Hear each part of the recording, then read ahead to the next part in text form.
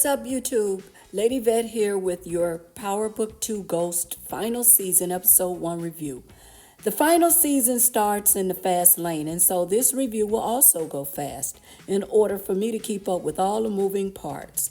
We left Cain hit by a Braden bullet, and the rest of the Tejada siblings, Noma and Obi, Effie taking cover. They are all okay. Speeding forward, things are set for everyone to still be against Tariq. Well, except Braden and seemingly Davis McLean. And we'll see who else switch sides along the way.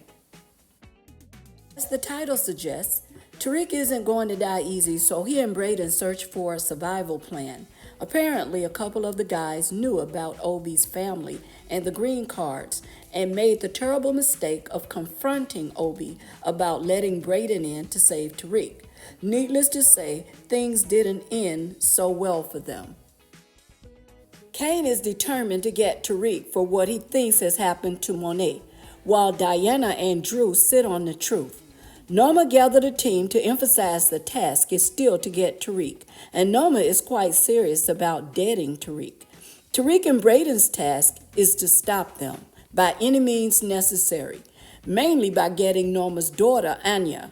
However, Anya is already on the move with Noma's security.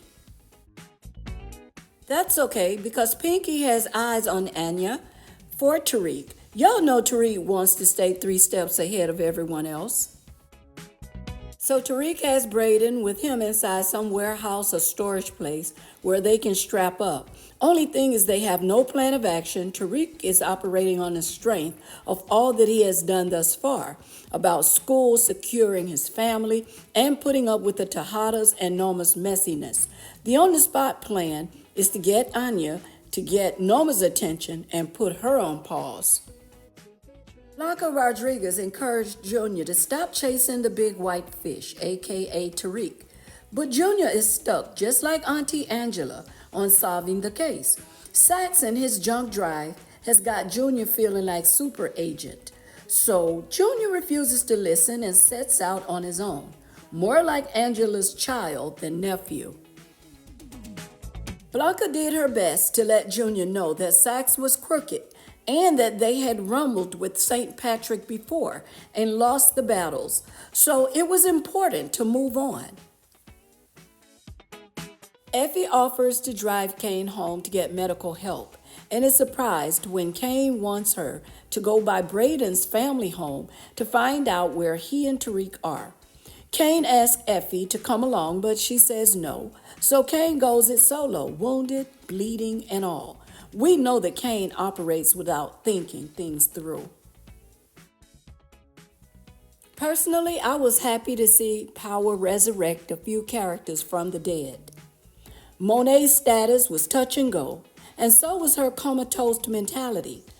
Monet struggled internally with her many losses. Her hallucinations let us see Mecca and Lorenzo team up against her and what she has done to her children. Who is the best judge of your maternal parenting other than your baby's daddies? Monet carried on with them for a while until she told them where to go because she was determined to live and not die. Meanwhile, Diana and Drew struggled to keep Monet from knowing that they want her dead and that, like Cain, they wanted Tariq because so far he's the only one who knows their secret. Diana is feeling away since Monet is there fighting for her life. So Drew reminds her that this whole thing started with Monet. Drew begins the start of a bad day by taking Becca hostage to get to her brother Braden. So he and Diana told Becca that Braden is in trouble and that she should come with them to help him. Yes, Braden needs help. But the only trouble Braden is in is going with Tariq to get Anya and finding out that they are outmanned and outgunned. But that's okay, because the ambitious little son of a ghost has a plan to distract Noma's team by sending an empty truck towards them while he and Braden ambush them from the opposite side. The plan worked for a minute, or at least until a few guys drove away, with Anya leaving Tariq with nothing to to negotiate a truce with Noma. No doubt, Noma is furious when she get word that Tariq almost had Anya. But Obi stepped up and wanted to help Noma from being exposed. Obi actually mentioned that Mecca is long gone and he is here. But just when Obi attempted to shoot his shot, Noma slapped the idea out of his head. Honestly, I don't know what Obi is thinking after Noma sliced his face. Maybe Obi doesn't know that he cannot replace Mecca. Noma told Obi to think with the head that's useful. It was obvious that Noma wasn't feeling Obi, so she told him to put 100K each on the heads of Braden and Tariq. Like it or not, Obi is just a soldier to Noma. More stressful, Noma tried explaining her recent security measures to Anya, but Anya appeared to not want to hear much of what Noma was saying to her. Clearly, Noma doesn't have a sound grip on Anya. Noma's first sign of being vulnerable. Kane made his way to the Weston's door, and when Trace opened it, Kane knocked him to the floor and began using him as a human punching bag, constantly asking the whereabouts of Braden. Robert rushed downstairs yelling that he called the police, but that didn't faze Kane because he was in his element. There was one voice that fazed Kane, Effie. She yelled out his name and got his attention, long enough for him to understand that they didn't know where Braden was and that he needed to leave the Weston's home. Braden and Tariq were breaking down their weapons when they accepted the fact that they were hustling backwards. No soldiers, no money, no game plan or game plan gone wrong, no one to call. Then Braden gets a call from Drew, who let him listen to the background noise where he heard his sister's voice. After that, Drew told him that they will be at the pier. If he and Tariq don't come, he will kill Becca. No choice in the matter, Braden headed to the pier. Just like Ghost, Tariq wanted Braden to think first, in case it's a setup. Braden had no time to think, so he left Tariq to think by himself. Tariq called Davis in the midst of his threesome private time, only to find out that Davis is no longer his lawyer, and according to a letter from the bar, Davis has unresolved issues before he can continue to practice law, leaving Tariq once again without a plan. Kane made it home where he received medical attention to get the bullet from his arm.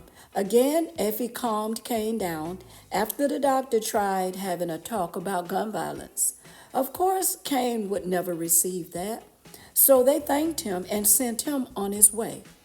Even with Effie and Kane enjoying a kiss, Kane's focus was still on the task at hand, to dead Tariq. So Kane wasn't moved by a moment with Effie. He actually saw it as a possible distraction and headed out to get Tariq. Effie went along with Kane to either help him, dead Tariq, or save Tariq. Such is the nature of Tariq and Effie's relationship. Drew, Diana, and Becca were heading to the pier when Diana got a call about Monet's status as not good. Drew's day starts to shift when Diana tells him that they need to get to the hospital for Monet, not Drew. So he told Diana to catch a cab. He was focused on getting to Tariq. Now raising Becca's curiosity level, she asked what's up. Diana explained that she would Uber to her mother and that Becca would be fine with Drew. Becca didn't seem to like the idea and was guarded. Back inside the mind of Monet, Lorenzo and Mecca were hanging around for Monet to join them. But Monet was fighting for her life. They all watched as Monet flatlined.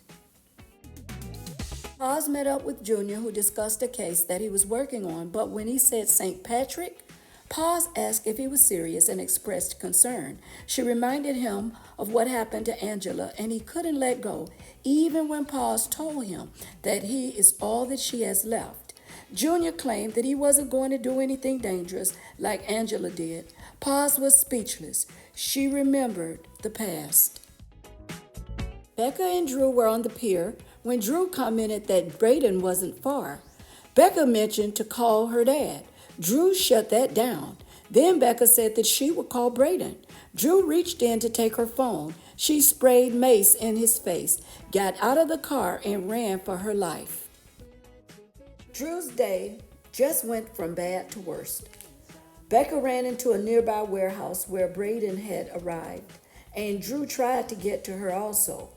Braden got to Becca first, then Drew saw both of them and pulled his gun. But poor Drew had a collision with Tariq, running into his car, and the tables quickly turned when Tariq was firing at Drew. Braden and Becca collected Tariq, and Drew was left battered and bruised with no car. Back at the hospital, Monet is still fighting for her life. When Zeke returns from the dead to remind her of being a poor mom and how her decisions hurt him. Zeke told Monet that she should have left him in North Carolina. Monet begged for forgiveness, and Zeke was gone. Davis finally put some clothes on and argued for himself and his career as a lawyer. While arguing to keep his license, he was interrupted by Obi and Noma. Noma wanted Davis to take the $100K for Tariq, but Davis refused the money. Imagine that. So far, Davis is riding with Tariq. Braden brought Becca home when they were met at the door by Robert. He called Braden a drug dealer and told him to leave. Becca tried to stand up for Braden, but Robert was at wit's end when he told Braden that his brother was near beaten to death because of him, and that the Jungle Bunnies turned him. Braden called him a racist. Robert disowned Braden. Becca pleaded for her brother. Braden lost his family. Tariq got a call from Davis telling him to leave New York, and Noma placed $100K on his head each. Davis told Tariq that this problem got bigger and that he needed to run. He told Tariq to get his money and get gone, and to call him when he is somewhere safe. Braden shook from Robert's mess, and Tariq tells him that Noma has $100K on their heads each. Tariq talks about getting money from their Stanfield stash, but Braden thinks that their hunters could be there waiting for them.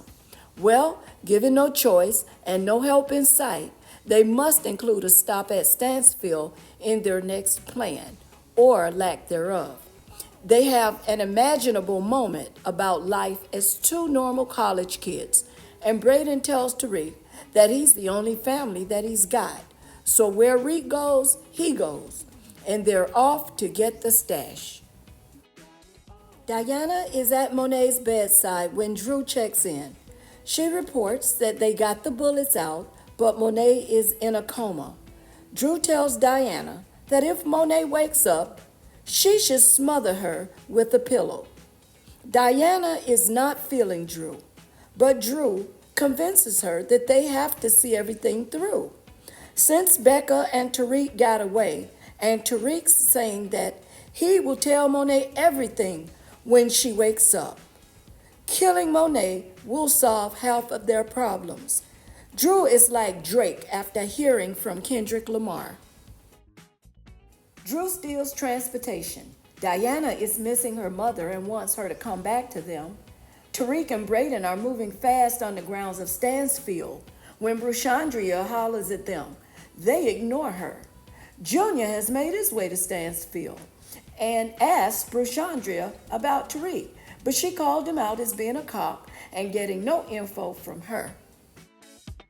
Kane and Effie are at Stanfield in search of Tariq and Braden.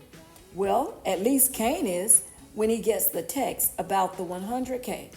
Brushandria didn't talk to Junior, but she quickly opened her mouth to Effie, asking if Tariq is in trouble, then continuing to say that the cops asked her about Tariq, but she didn't tell them anything. Kane picked up on that and repeated what she said. Then he said that he had to go and pulled Effie along. Kane texts Noma that the money is theirs because they are at Stanfield, and so is Tariq and Braden. With everyone at Stanfield against Tariq and Braden, how can they make it out of there alive? Noma's got several people on her payroll. Kane's kicking indoors. Effie's silent and staying close to Kane. Noma's other bounty hunters are revved up to get the bounty.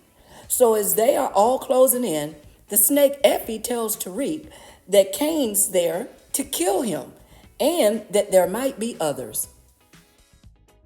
Tariq and Braden has the money. When he gets Effie's text and they prepare to get away, they're confronted by Junior, though, who is the only one wanting Tariq for something other than the money. Junior's asking about green cards when Noma's shooter targets them. Junior identified himself and his Aunt Angela and began a rant about Sax's drive and Noma's criminal network. Tariq's thinking about Angela causing his family to separate. The shooter and Junior fired at each other, while Tariq and Braden got out of the way. Junior killed the shooter. Braden knocked Junior over, and Tariq took over. Now, Tariq got the drop on Junior. More importantly, Tariq got pinned up emotions about Angela and his dad deciding to leave their family. Junior asked, was Tariq going to kill a federal agent? Tariq took the hard drive and reached out to Noma for a truce to get Noma off the Fed radar, have the evidence uploaded, and spare her from losing everything. Noma wanted Tariq dead. Obi advised her to accept his truce to keep law enforcement off of them. Noma accepted a temporary truce, but Rick couldn't move any product as the price. So Tariq devised a plan for Junior, the shooter, and how he got involved. The subject of Angela came up again, and Tariq put Junior down. Braden reported a campus shooting. By now, Tariq has made his way outside. Kane and Effie has made their way outside, and they get the stand-down text of which Kane is not happy about, to the point of wanting to ignore the order. Effie looked relieved, like she could breathe again after holding her breath. While Effie is trying to talk to Kane, he and Tariq lock eyes, and Tariq tries to get away from Kane. Everybody's running. Drew's stumbling around when he gets a call from Tariq. He told Drew that if Kane gets too close to him, he will tell him what Drew and Diana planned for Monet. Drew said that had better not happen. Tariq told Drew if they didn't want Kane to know, stop him. Tariq told Drew that he'll be at the South parking lot. Drew's day could not go any worse. Now he's running. Diana's missing the action because she's feeling remorseful at Monet's bedside. Diana's not putting a pillow over Monet. She's crying and wanting her mom to pull through. As Monet begins to open her eyes, Diana calls for the nurse to help as she tells Monet to stay with her. Kane catches up to Tariq, who's doing what he does best, tell stories. Effie catches up to Kane, who is helpless. Drew catches up to the both of them to tell Kane to stand down, and that he just spoke to Diana, who said that it was not Tariq who shot Monet. Kane is confused and asked about Drew's face. Admittedly, Drew had a rough day. Drew told Kane that Monet just woke up. Kane told Drew that he will get to the bottom of this mess. Kane and Tariq had a stare down. Then Drew told them that they needed to go to the hospital. Diana told Drew that it looks like Monet is going to make it. Drew told Diana that he will not forget her not going through on their plan. Diana told Drew that it's done and they all have to move on as a family. Kane confronts Diana about the shooting, and Diana told him that she made a mistake and don't feel like fighting while Monet is recovering. Monet is back among the living, yay! Monet's awake, wanting to find out who shot her. Kane told her that they don't know. Monet wants them to find out. Sorry, Drew, it ain't over. Tariq and Braden must figure out their next move since they can't move product. Braden thinks that maybe it's a good idea. Tariq, not so much. Tariq defined it as they killed them and left them breathing, left them with absolutely nothing. To add to Tariq's troubles, there's an angry Detective Don Carter wanting to avenge the sins of the father. So, during his church confessions, he stresses that his wife Denise was not lost, she was murdered. Coming to the end of the first episode was an exciting ride for me. Will Detective Carter use the task force to get some sort of revenge? Is the murder charged against a St. Patrick? Well, when Paws let him know that Junior was killed and she believes that it is St. Patrick related, Carter didn't flinch. We will know what he knows real soon. Don't forget to subscribe, like, and comment. Thanks for your time. See you next time, guys.